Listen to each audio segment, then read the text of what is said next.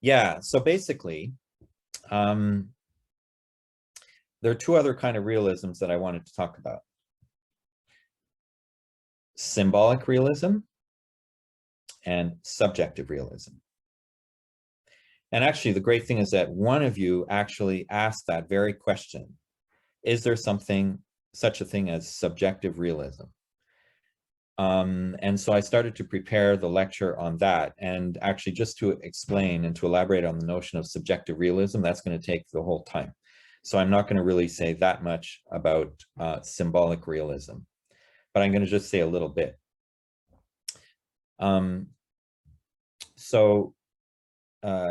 Mike just now, he talked about three kinds of realism that generally, especially in the work of science, those three types of realism: ontological realism, semantic realism, and epistemic realism, or ontological, semantic, or epistemic anti-realism. All of these will come into play very frequently in science.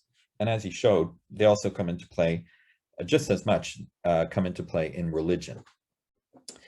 And so you can be ontologically realist in religion, and you can be ontologically anti-realist in religion.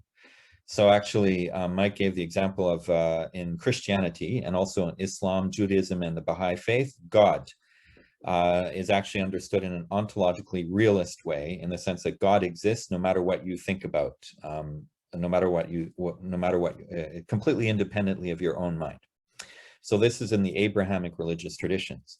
But then we have the other extreme of ontological anti-realism in some forms of Buddhism, where basically nothing exists independently of your mind. And you can actually create gods in your own mind and meditate on them and have visualizations and everything like that. So actually, in some forms of Buddhism, which are, I mean, there are different variations in Buddhism, but I mean, there are some type of Buddhism practiced in Tibet where actually gods are worshipped, but these gods are understood to be created by your own mind, and you can actually deliberately create a god and then meditate on it. And so there, the god itself is completely dependent on your own mind. Nothing is independent of your mind. So this is a religious this kind of religion is ontologically anti-realist. And then we have some kind of religions that are in the middle, that are kind of in between the two. And so in the reading, we have the example of Wang Daixin in Hong Kong, is actually a kind of a god who is understood in Chinese religion in a way that is ontologically a little bit realist and a little bit anti-realist. Because Wang Daixin was a real person who actually existed, and he existed no matter, it has nothing to do with you. He existed, he was born at a certain point in time, that is actually, an objective fact. But later, after he died, he was worshipped. And in Chinese religion, the more people worship a god, the stronger this god becomes. So in a sense, the power of the god is related to what people think of him. And if people stop worshiping such a god in Chinese religion, it's kind of understood that that god is getting weaker. So the power of the god is dependent on people's worship. They need the food that you give them. They need the incense. The more you give them, the stronger they will become. So Wang Daixin has become the strongest god in Hong Kong within Chinese religion. So this is a position that's in between ontological realism and ontological anti-realism. So again, in the area of epistemic realism and anti-realism and semantic realism and anti-realism, we will find these different positions in religion. So symbolic realism. So I'm just going to talk a little bit about symbolic realism. So actually, some of you asked about mathematics, and that's really interesting. Because there are two ways of looking at mathematics. And nowadays, we tend to look at mathematics actually primarily in a semantic realist way. In other words, mathematics are literally used for counting and for making calculations, and so for literally expressing certain things at a face value. But this use of mathematics is actually, or the exclusive use of mathematics in this way is actually relatively recent. It's been the past 200 years. So prior to that, until the 17th century, around the world, of course, people always used mathematics to count the way that we do now, but actually mathematics was also considered to be a deeply profound system of symbols.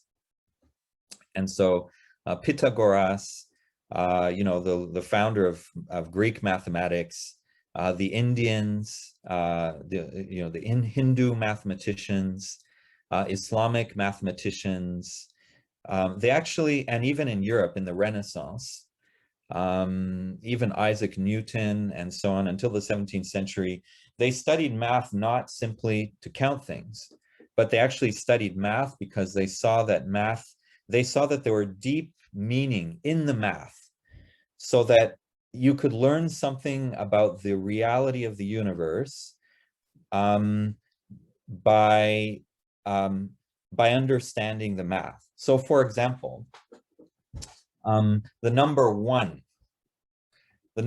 isn't simply a number for counting things. I have one pair, I have one glass, or this and that, but one has a meaning. It means oneness. It means unity. It means the origin, okay? So there's a profound meaning to the very number one. And it's a meaning that you can reflect on, that you can think about. So actually, I once read a book. There was a woman, a French woman, who she studied Chinese calligraphy in Chongqing. This was in the 1990s. And so she went to the art school, the School of Art in Chongqing, and she went to a Chinese master of calligraphy, and she asked to be taught the art of Chinese calligraphy. And this teacher told her to use the brush and to paint the number one, E. And so she did it, and he said it's no good. And he basically spent one whole year painting again and again and again and again and again and again that simple horizontal line, one. And this was, of course, because it's, as you know, in Chinese calligraphy, just to draw one line is not easy. So to master her body, but also to understand this notion of oneness. So he wanted her to understand through painting one, to understand a sense of oneness between her mind, her body, the paintbrush, and the whole universe. And only when she could understand the oneness would she actually be able to paint the number one in a beautiful and proper way. So this is what I call symbolic realism, because it's saying that there is intrinsic, through the symbol itself, you will actually access reality. You will access reality. So actually that woman, she's now a professional calligrapher of Chinese calligraphy in France, and she does all kinds of great calligraphy. But anyway, so one has meaning. And then the number two, okay? So the number two also has meaning. It means duality, right? It means derivation. So from one you derive into two. And then what happens when you have duality? You have two elements which come into relation with each other, right? And so here, again, in Chinese philosophy, right, we have the idea of Dao Sheng Yi, Yi Sheng Er, Er Sheng San, San Sheng Wan Wu. So the two has this meaning of yin and yang, of two elements that come into relation with each other. And all of this is then derived into like the, many, many different ideas.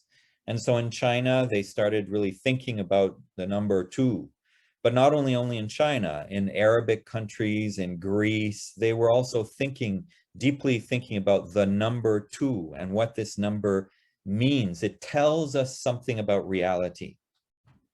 And same on with number 3 and number 4, not 4, 5. Every single number has its own meaning.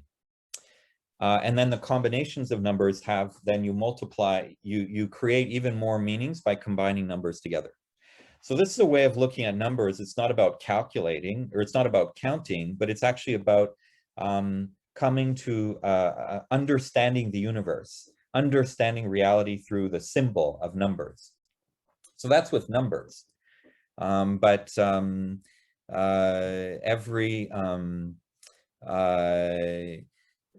we will find this in so many different kinds of symbolism. And so we find these symbolism in religious stories as well. So the stories in religion or in mythology, so they can be understood as something that is true in and of itself. It doesn't matter if it actually physically happened, but somehow the story tells you something about reality. So through the story, you access reality. And that's different from the question of whether this thing actually physically occurred in history. So this is symbolic realism. But now I just wanted to actually spend a little bit more time on subjective realism. Okay, just before I go to subjective realism though. Okay, so symbolic realism says that you can access reality through symbols. And then so symbolic anti-realism would say that no, symbols they're just words, or they're just pictures. They're arbitrary. They don't really tell you anything. You can't access truth through symbols.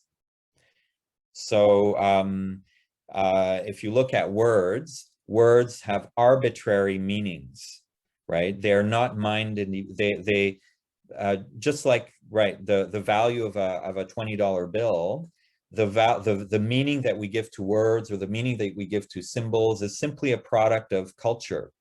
And so in different places, people will give different meanings to different symbols.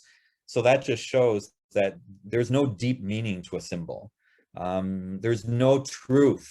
The symbol doesn't give you an access to reality. The symbol is just the meaning of a symbol is simply a convention, and we could all just change that right away. So that would be a symbolically anti-realist position. The symbols are arbitrary. They depend on what we think. They cannot tell us something about reality. That's symbolic realism and symbolic anti-realism. But let's talk about subjective realism.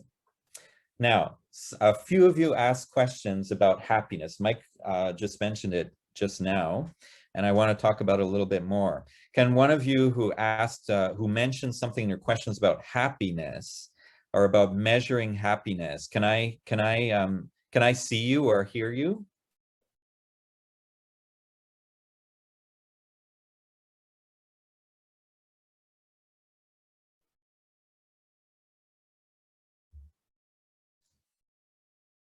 Nobody there. Okay. Okay, I'd like to have, though, a volunteer, though. I'd like to have somebody that I can talk to. Is anybody willing to talk to me?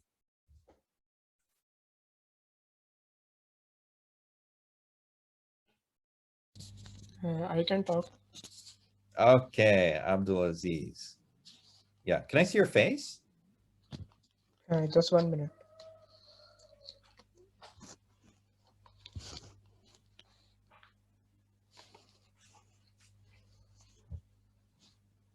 Okay.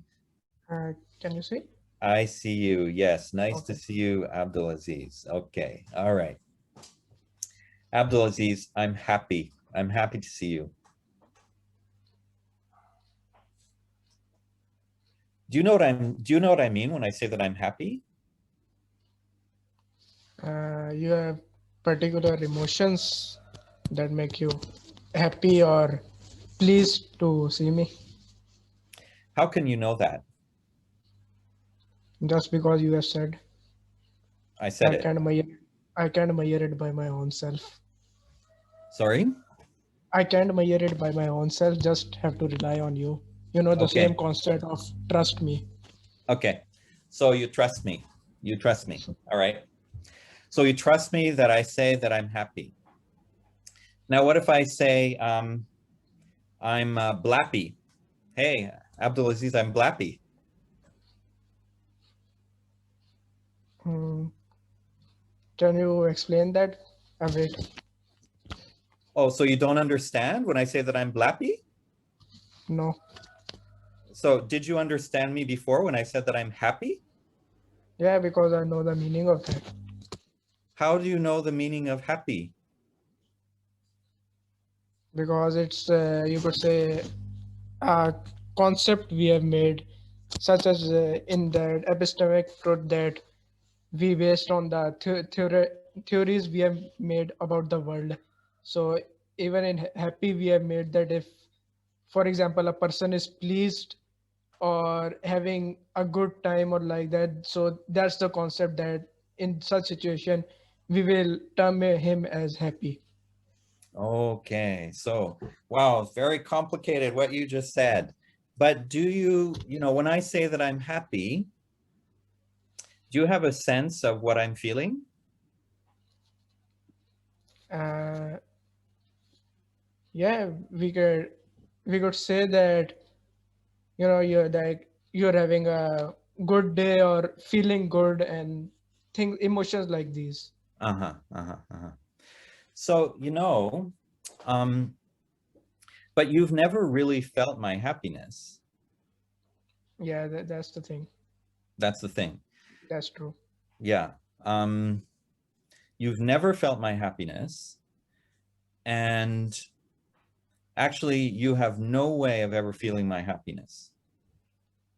Yeah, I can't say for I can measure it from here or You can't just measure it. have yeah, just have to measure it by what you say.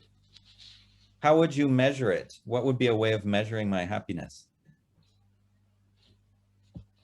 uh, I think that if we make the assumption that whatever you say is true and ask you some questions and more and more questions, maybe we could get some idea. Oh, okay. But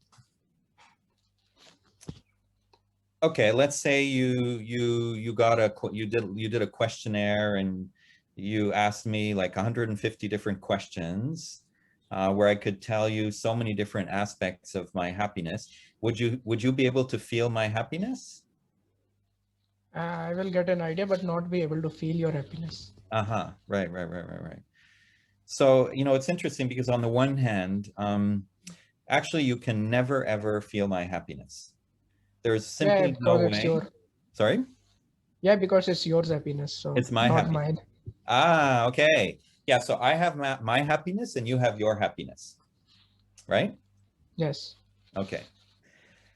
But so on the one hand, my happiness is totally unaccessible to you. But on the other hand,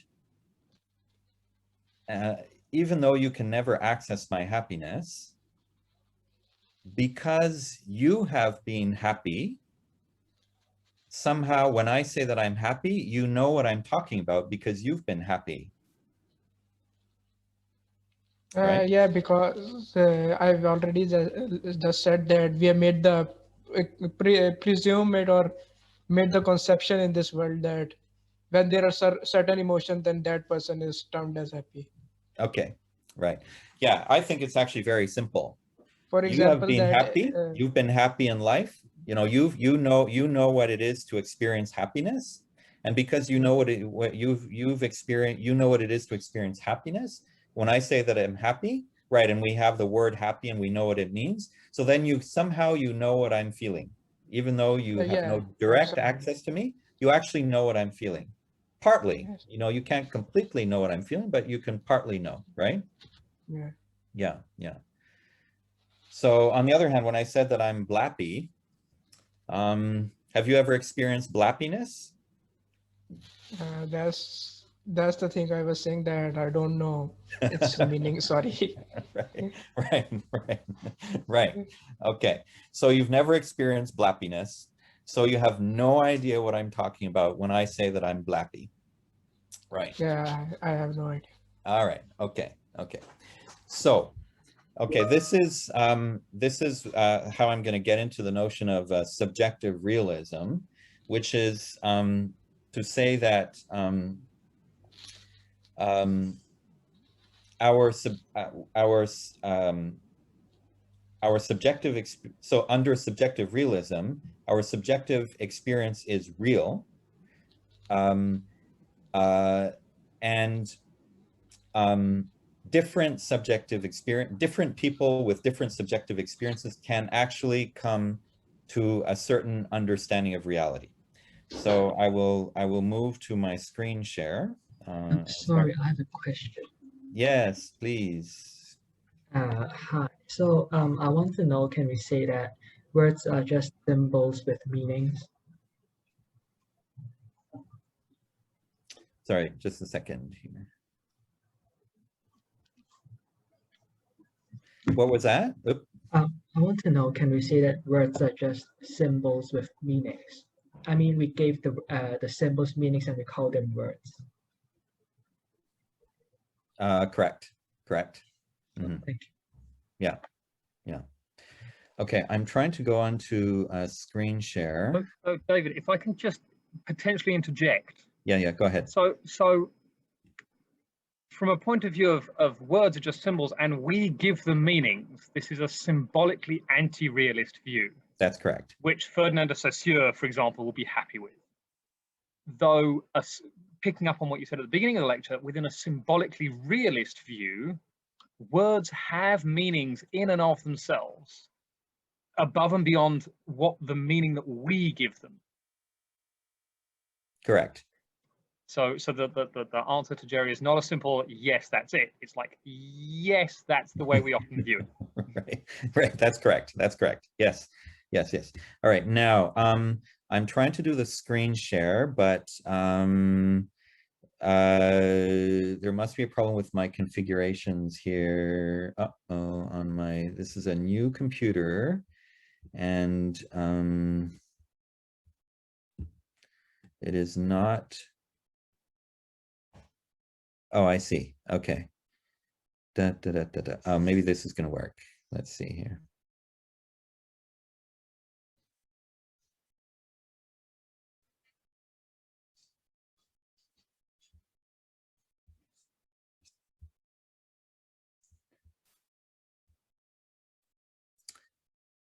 Just 1 second.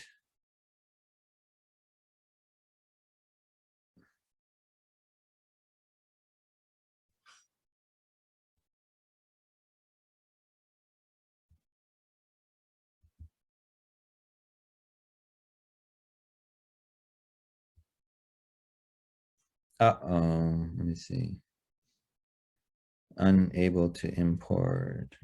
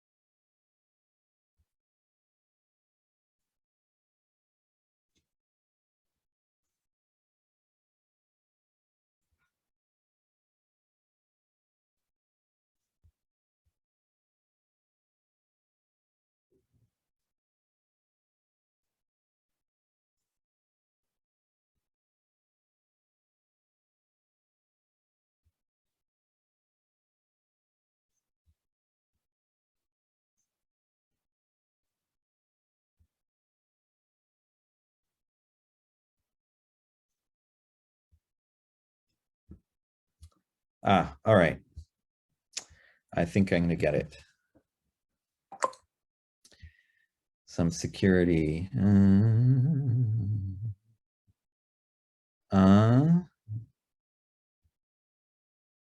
Okay. Let's just take a break for 5 minutes. I have to leave Zoom and leave my software and re-enter it in order to get this started. Okay, so let's just, or I'm gonna leave, okay, and let's just take a 5-minute break. Yeah, sorry about that. Okay, students, so just take a short break. Hopefully we can come back at around 6 p.m. So yeah, we will keep on the remaining lecture like in 5 or 4 minutes afterwards.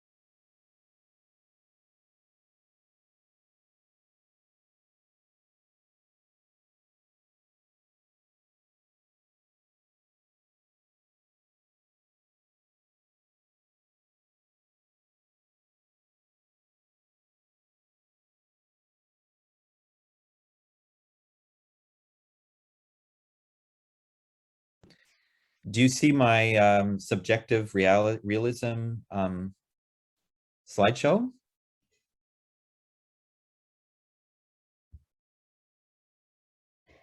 Yes. Okay, good. All right. So I will begin then. All right, my apologies. All right. Hang on, David, just before you kick off. So Steve said we'll restart at 6. Okay. In 2 minutes. So just in case anyone's run away to go and get a cup of tea, Right. maybe give them 2 minutes to come back. Sure. And then kick off at 6. Sure.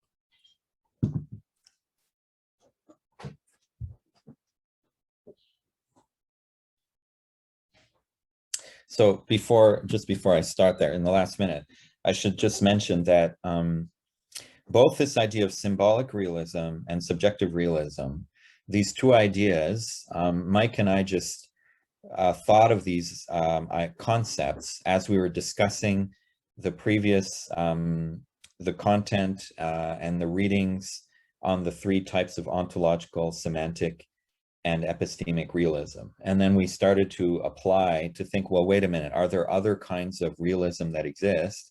And particularly in the area of religion. And so then we came up with these ideas of subjective realism and symbolic realism. And so these 2 types of realism, these are kind of fresh ideas, and you won't really find any references to them anywhere else. So in a sense, we're really developing a new concept here. And so it's not written out yet. So we will have the recording of this lecture. But anyway, if you have any questions or arguments with us about it, it would actually be really helpful, because we're actually developing this new idea that we will write about it more in the future. So anyway, so for subjective realism, okay, so the definition of subjective realism, there are 2 aspects of that. First of all, that subjective experience is real in itself. That's the first thing. And the second point is that subjective experience can produce direct knowledge of reality itself. So it can produce direct access to noumena. And so the opposite of that, subjective anti-realism, is that there's actually nothing real about subjective experience.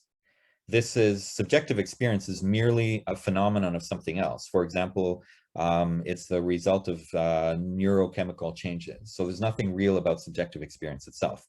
And subjective experience can't tell us anything about reality, okay? So this is subjective realism and subjective anti-realism. And actually, we'll look at, actually, subjective realism is very important in many religious traditions, but actually it's also very, although it hasn't been described in this way, but in fact, it has a long history in philosophy as well. And so René Descartes, now, Mike just talked about Descartes in his discussion of epistemic realism, but I'm going to talk about him here in the discussion of subjective realism. So Descartes said, "I think, therefore I am." And he's very known, I mean, that's what he's famous for. And so he developed, in a sense, he developed the entire deductive rational philosophy out of this statement. But the statement that "I think, therefore I am," I think, it's a subjective experience. So Descartes experienced himself thinking.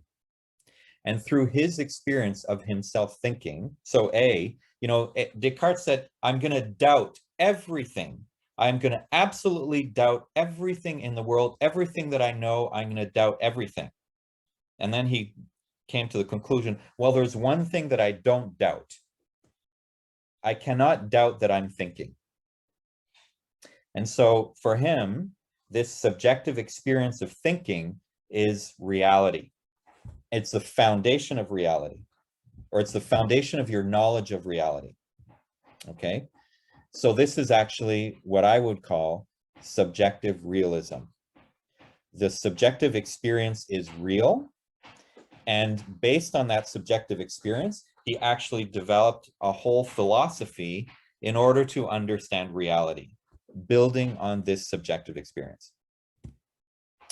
Now, more recently, the philosopher Thomas Nagel wrote a paper, and then later he wrote a book. And this paper is in the recommended readings for this class.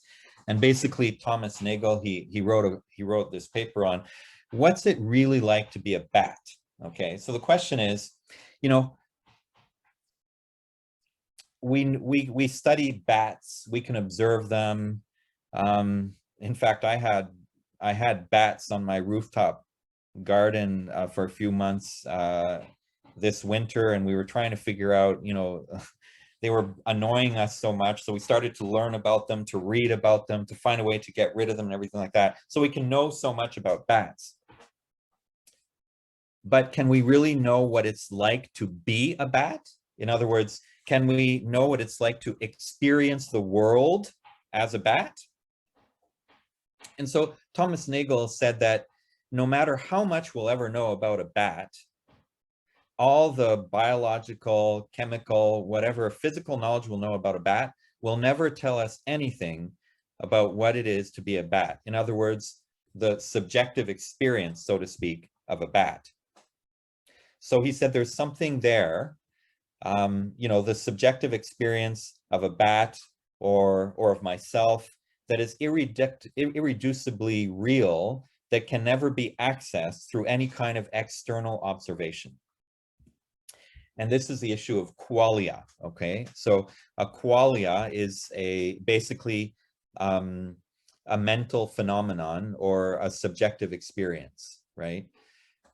So Nagel said, well, bats, undoubtedly, they have subjective experience. We can never know what it's like to be a bat. We can never have their experience. And no matter how well and how completely we objectively describe a bat, we will never have the experience of a bat. But nonetheless, there's something irreducibly true about the experience of a bat. So for Nagel, objective truth is not the complete truth.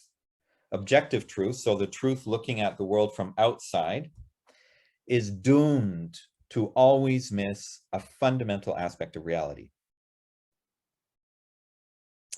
And so he says that every subjective phenomenon is essentially connected with a single point of view, and it seems inevitable that an objective physical theory will abandon that point of view. So there's a couple of implications of this subjective realism. And I'm going to talk about these implications because these are actually really important. So the first is what I would call perspectivism. So this is the idea that one person's, or even a bat's or an animal's, a being's subjective experience represents the reality of the universe seen from the perspective of what I would say is a unique set of coordinates in the universe. So you're located at one particular point in the universe and you're looking at the world from that particular point, from that perspective. And so these coordinates, it's the view from a specific point in orientation in space and time, but it's also looking at the world through a specific bodily form. So as humans, we see the world through the way that our body is shaped. So that gives us 2 eyes, ears, various different ways of perceiving the world. But a bat with their radars, certain flies with 1,000 eyes, right? Because their body is shaped differently, they actually have a different perspective on the world. But it's also a specific set of accumulated memories. So we experience the world differently based on the kinds of memories that we've accumulated. And we have a different emotional configurations and so on. So that means that every single being, or every single being that is capable of experiencing the world, has a unique location in the universe, a unique perspective, an absolutely unique perspective. So this means that the addition and communication of multiple perspectives leads to a more complete knowledge of reality. And so this goes back to what we were saying earlier about the construction of objective knowledge. So that's quite interesting, right?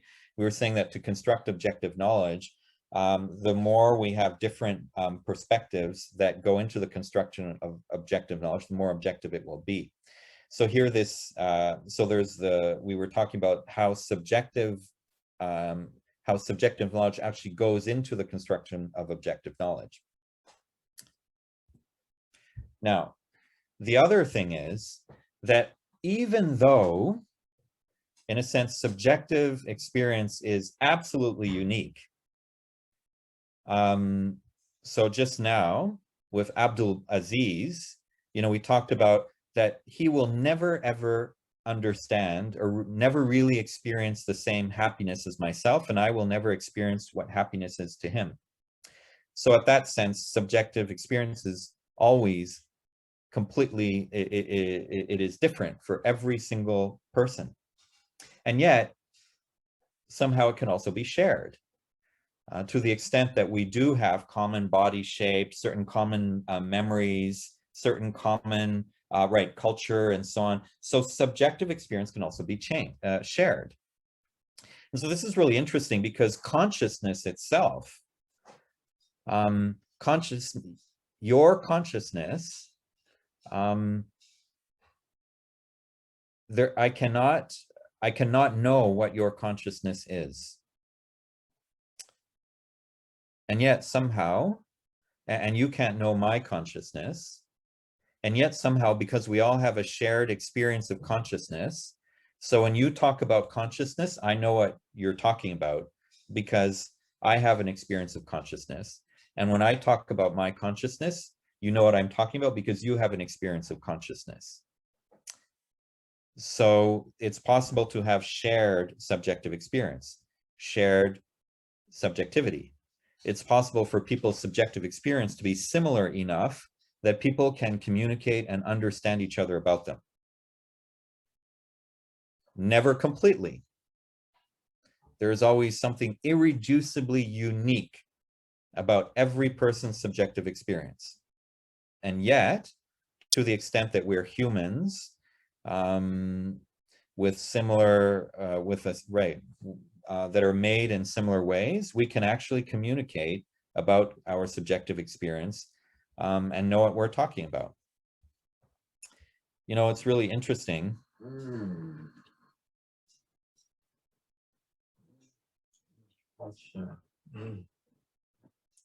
So that was chocolate cake that my wife made. Oh boy, that's so good. Now that delicious chocolate you will never experience, you will never ever have that experience. And yet, is that experience not real? Or is it the placebo effect?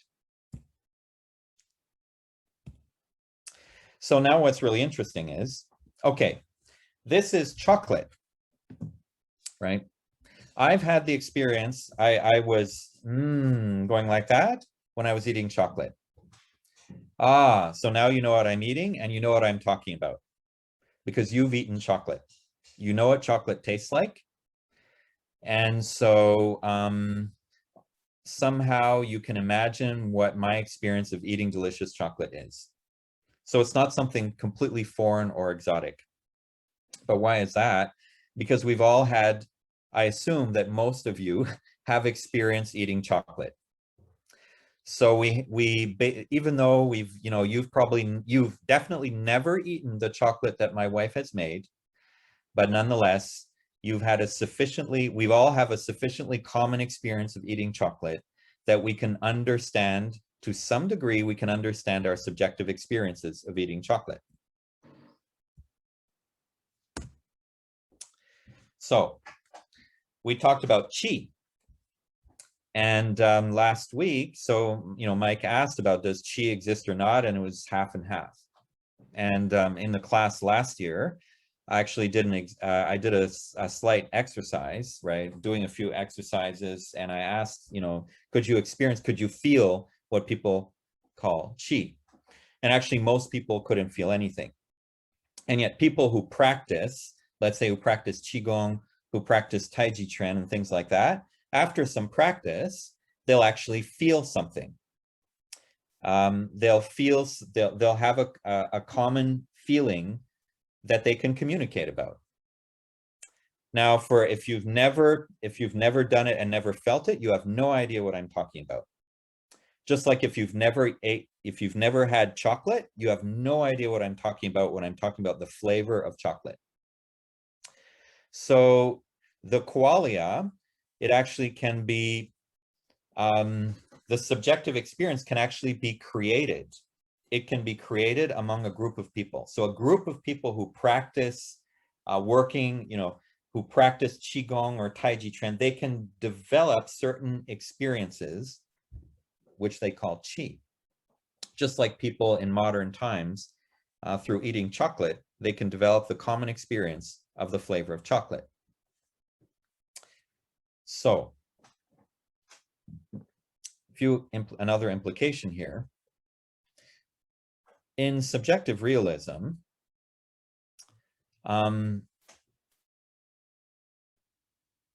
subjective qualia, subjective experience, can be produced. It can be produced. It can be trained. So not all subjective knowledge is equal. Some subjective knowledge is trivial, while other subjective knowledge gives insights on reality or noumena at a deeper level. So what do I mean by that? Okay, I'll just get to that. It's possible to intentionally induce the production of certain qualia, to become more sensitive to certain qualia, to focus one's attention on certain qualia, to enhance our awareness of them, to increase their influence on us, and to have some degree of control over them. So, for example, wine tasting. So people who get trained in wine tasting, they have all these words to describe the different kinds of tastes. So there's melony wine with floral buttery taste. And the other one, oh yes, yes, it has some barley sugar, a peach apricot botrytis flavor. No, I should use a French accent, right? Bien sûr, it has a barley sugar botrytis flavor. Oh, yes. Ah, yes. Well, I mean, maybe. Actually, I don't drink alcohol anymore, but I used to, but I never reached that level that I could describe these wines in these words. So these words are absolutely meaningless to me. I have no idea what a botrytis flavor with a bouquet of gold and barley sugar, I have no idea what this means. But those who have trained in this, these are very deeply meaningful words, which actually mean very richly differentiated flavors. So under this subjective, we could say subjective realism, the idea is that through developing their subjectivity, through training, they can actually access some deeper knowledge of the wine than the ordinary person. If I were not a subjective realist, all subjective experience is the same. So why should I bother training? Your experience where you talk about floral gold and things like that, and my experience is totally equivalent because none of them is really true. None of them is true. So why bother training different experiences? So the same thing goes with qi. So we have this kind of subjective realism is really widespread in religion. So for example, in Buddhism, especially, is highly subjective realist type of religion, because in a sense, the ultimate goal is a subjective state of nirvana, where you've basically, after training, so after a deep training of your subjectivity, right, becoming aware of your subjectivity, becoming aware of desires, becoming aware of emotions, aversions, delusions, becoming very conscious of yourself, conscious of your subjectivity, transforming your subjectivity, and then reaching a state which is called nirvana. So reaching a subjective state. And this subjective state is considered to be the ultimate reality. Whoop, no, what's going on?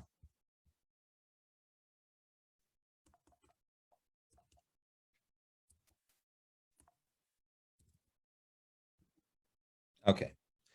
So that's we can say, Buddhism, which has meditation, and we find this in religious traditions that have meditation. But we also find this in religious traditions that have prayer.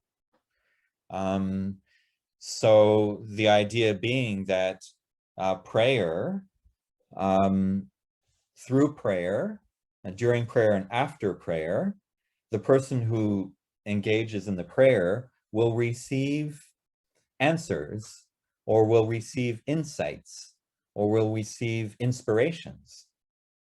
And so within a subjective realist framework, those insights, those inspirations, those answers, they are real. They're coming from a noumenological reality.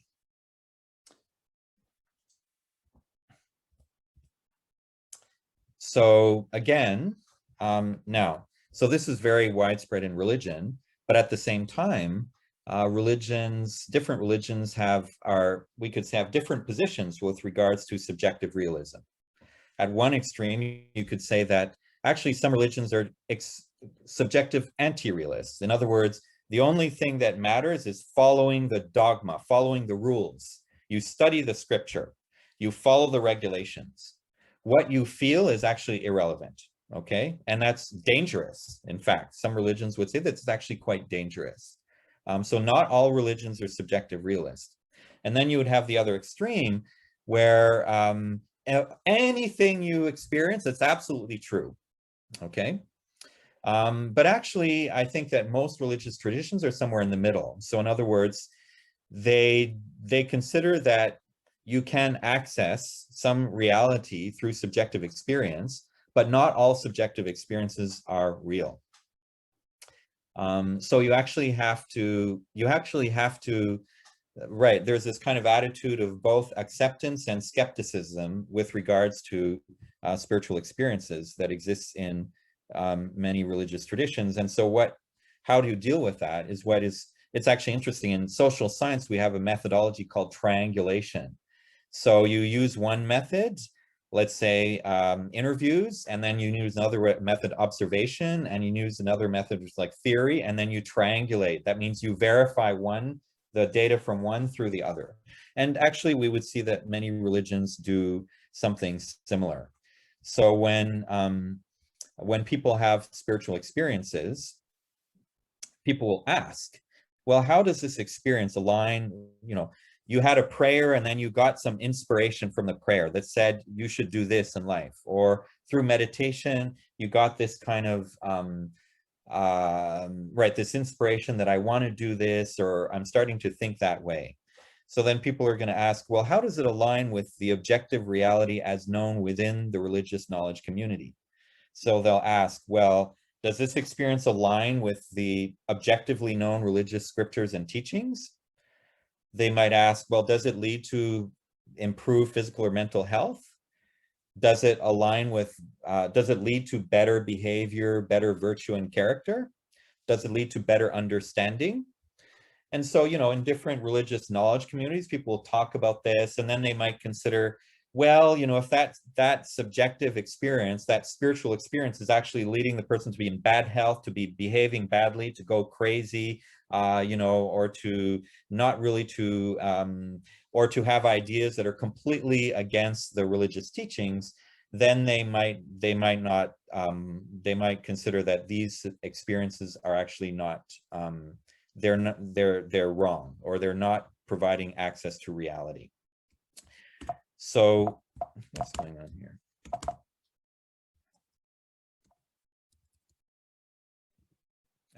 Okay. So finally, subjective realism is not subjectivism. Subjectivism considers that all knowledge is merely subjective, that there's no objective or external truth. But what we're defining here as subjective realism is a subjective realist can also be an objective realist. In other words, you can consider that objective knowledge is possible, but also that subjective knowledge is possible. Now, in subjective anti-realism, so subjective anti-realism says that subjective experience is not real and it doesn't give you any access to reality. So from that perspective, all subjective experiences are equivalent because they're not real. So it doesn't matter what experience you have, they're all not real. And in subjectivism, all subjective experiences are equivalent because they're all real and they are reality. So in both cases of subjective anti-realism and in subjectivism, there's no need to develop, to train, or to understand subjectivity, because either it's all unreal or it's all real. But in subjective realism, all subjective experiences are not equivalent. Subjectivity needs to be reflected on. It needs to be trained, disciplined, and deepened in order to come to a better access to reality. So that ends, this presentation on subjective realism.